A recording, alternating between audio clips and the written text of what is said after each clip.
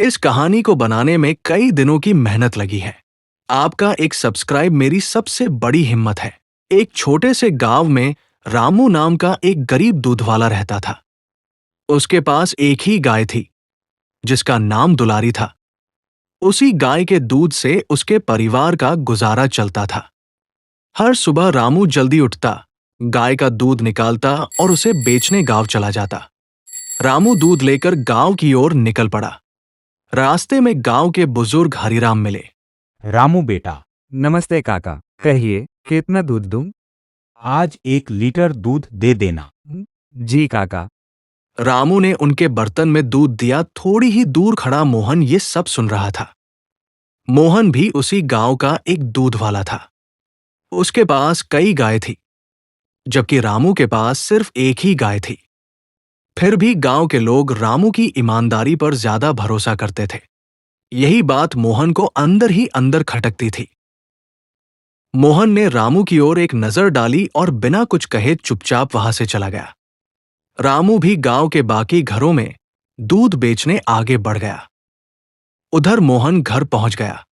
जी, आज आप इतने परेशान क्यों हैं? आज फिर पूरे गांव में लोग रामू की ही तारीफ कर रहे थे। तो इसमें इतना परेशान होने की क्या बात है?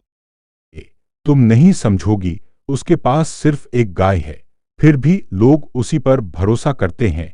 और मेरे पास इतनी गायें होकर भी मेरा काम पहले जैसा नहीं चल रहा। तो अब क्या करेंगे आप? अगर किसी तरह दुलारी मेरे पास आ जाए तो शायद मेरा काम फिर से पहले जैसा हो जाए।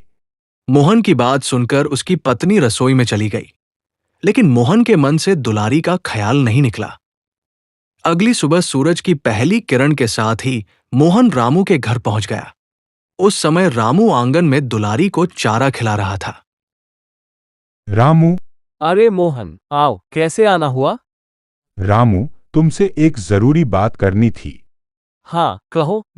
अगर तुम चाहो तो अपनी दुलारी मुझे बेच दो। जितने पैसे मांगो मैं देने को तैयार हूं।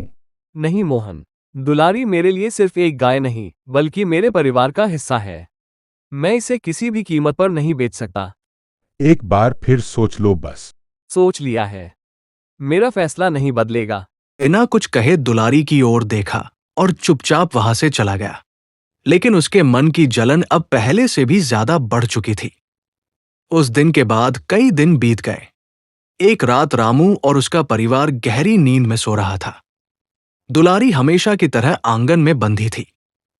इसी दौरान मोहन चुपके से रामू के घर पहुंचा। उसने चारों ओर नजर दौड़ाई। जब उसे यकीन हो गया कि कोई नहीं देख रहा, मोहन ने जेब से एक छोटी सी पुड़िया निकाली और उसका थोड़ा सा हिस्सा दुलारी के चारे में मिला दिया। फिर बिना कोई आहट किए चुपचाप वहां से निकल गया। दुलारी ने अनजाने में वही चारा खा लिया। अगली सुबह रामू हमेशा की तरह दुलारी का दूध निकालने पहुंचा, लेकिन आज दुलारी पहले जैसी नहीं लग रही थी। वो बहुत कमजोर थी। क्या हुआ दुलारी? तू ठीक तो है? रामू ने पूरे दिन उसकी सेवा की, लेकिन दुलारी की तबीयत में कोई सुधार नहीं हुआ। ऐसे ही कई दिन बीत गए। रामू की चिंता बढ़ती जा रही थी। एक रात रामू दुलारी की सेवा करते करते उसके पास ही सो गया। दुलारी ने प्यार भरी नजरों से रामू को देखा। रामू मेरी वजह से इतना दुखी है, काश मैं उसकी मदद कर पाती। तभी अचानक पूरे आंगन में हल्की सी सुनहरी रोशनी फैल गई। उस रोशनी के बीच एक सुंदर परी प्रकट हुई। आप कौन है? डरो मत, दुलारी में परी हूँ। दुलारी, तुम्हारा मन बहुत पवित्र है। बोलो, तुम्हें क्या चाहिए? मैं बस इतना चाहती हूँ कि रामू फिर से खुश हो जाए। तुम्हारे निस्वार्थ प्रेम से मैं बहुत प्रसन्न हूँ। आज से मैं तुम्हें आशीर्वाद देती हूँ। तुम पहले से 4 गुना ज्यादा दूध दोगी और हर रात तुम बोल सकोगी। धन्यवाद परी। इतना कहते ही परी धीरे धीरे सुनहरी रोशनी में विलीन हो गई। रामू, कौन? डरो मत, मैं आपकी दुलारी हूँ। दुलारी, तुम बोल कैसे रही हो? यह सब परी के आशीर्वाद की वजह से हुआ है। परी, मुझे तो यकीन ही नहीं हो रहा। अब चिंता मत कीजिए, आपके बुरे दिन खत्म हो गए हैं। कल सुबह सब ठीक हो जाएगा। सच? हाँ, लेकिन हमारी यह बात किसी को मत बताइए। ठीक है दुलारी, मैं किसी को कुछ नहीं बताऊंगा। बातें करते करते रात बीत गई। कब रामू की आंख लग गई, उसे पता ही नहीं चला। सुबह सूरज की पहली किरण आंगन में पड़ी। तभी सीता बाहर आई। उठिए जी, सुबह हो गई। आप रात भर यहीं सो गए थे। हाँ, अभी आता हूँ। रामू घर के अंदर गया। उसके चेहरे पर हैरानी साफ दिखाई दे रही थी। क्या बात है जी? आप इतने खोए खोए क्यों हैं? सीता, पता नहीं क्यों मेरा मन अभी भी उसी बात में अटका हुआ है। मैंने रात एक अजीब सपना देखा। कैसा सपना देखा आपने? ऐसा लगा जैसे दुलारी मुझसे बातें कर रही थी। उसने कहा कि अब हमारे बुरे दिन खत्म हो जाएंगे। पता नहीं वह सपना था या सच। अरे, सपना ही तो था। आप ज्यादा मत सोचिए। पहले दुलारी को देख लीजिए। रामू आंगन में पहुंचा। उसने प्यार से दुलारी के सिर पर हाथ फेरा और दूध निकालने बैठ गया। लेकिन जैसे ही दूध निकलना शुरू हुआ, एक बाल्टी भर गई, फिर दूसरी, फिर तीसरी, और देखते ही देखते चौथी बाल्टी भी भर गई। ये कैसे हो सकता है? इतना दूध तो दुलारी ने आज तक कभी नहीं दिया। रामू और सीता की खुशी का ठिकाना नहीं रहा। अब जल्दी से दूध लेकर गाँव जाइए। इतने दिनों बाद सब आपका इंतजार कर रहे होंगे। रामू खुशी खुशी दूध के मटके लेकर गांव की ओर निकल पड़ा। कई दिनों बाद रामू को देखकर गांव वाले बहुत खुश हो गए। गांव वाला, अरे रामू, तुम आ गए। दुलारी की तबीयत खराब हो गई थी, इसलिए नहीं आ पाया। अब वो बिल्कुल ठीक है।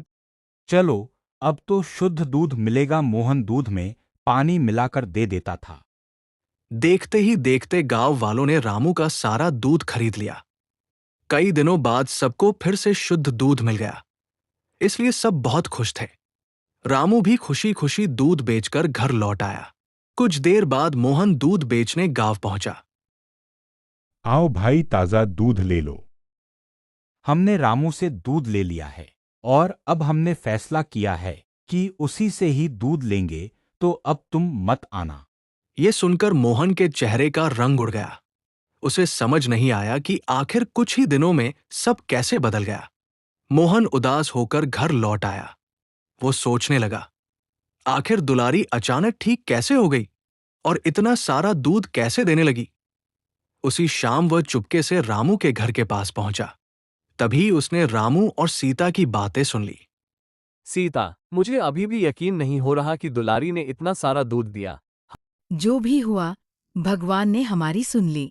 अब हमारे बुरे दिन खत्म हो गए। अब हमें दुलारी का अच्छे से ध्यान रखना होगा। हाँ, अब हमें दुलारी का अच्छे से ध्यान रखना होगा। ये सब सुनकर मोहन का शक और बढ़ गया। रात होते ही मोहन चुपचाप रामू के घर पहुंचा और दुलारी के सामने जाकर खड़ा हो गया। मोहन, मैं जानती हूँ कि तुम यहाँ क्यों आए हो। तुम बोल सकती हो। हाँ, मैं यह भी जानती हूँ कि मेरे चारे में जड़ी बूटी तुमने ही मिलाई थी। तुम्हारी वजह से रामू और उसका परिवार कई दिनों तक परेशान रहा, लेकिन अब उसके दुख के दिन खत्म हो गए हैं। अगर तुम चाहते हो कि तुम्हारे साथ भी बुरा ना हो, तो आज के बाद कभी किसी का बुरा मत सोचना और रामू को परेशान मत करना। मुझसे बहुत बड़ी गलती हो गई, मुझे माफ कर दो। इतने में आवाज सुनकर रामू बाहर आ गया। कौन है वहां? अरे मोहन, तुम यहाँ इस वक्त? रामू, मुझे माफ कर दो। मैं तुमसे जलता था। दुलारी के चारे में जड़ी बूटी मैंने ही मिलाई थी। मुझसे बहुत बड़ी गलती हो गई। लालच और ईर्ष्या में मैं अंधा हो गया था। मुझे तुमसे ऐसी उम्मीद नहीं थी मोहन। अगर तुम्हें अपनी गलती का सच में एहसास हो गया है तो मैं तुम्हें माफ करता हूँ, लेकिन वादा करो आज के बाद कभी किसी का बुरा नहीं सोचोगे।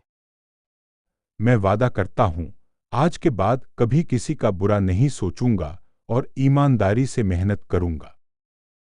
सीख, दूसरों की तरक्की से जलने के बजाय अपनी मेहनत पर भरोसा करना चाहिए। लालच और ईर्ष्या का अंत हमेशा बुरा होता है।